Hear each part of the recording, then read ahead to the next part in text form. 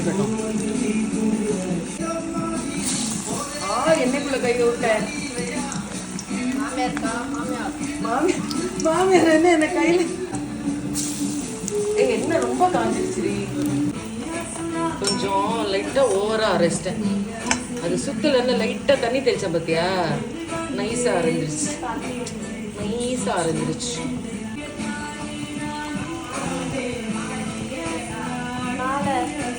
அழகா ஊட்டி வச்சிருக்கேன். இந்த பாருங்க, நான் இப்படி பண்ணுவேன் வீட்டுல எல்லாம். அது போட பாருங்க இருக்குல்ல.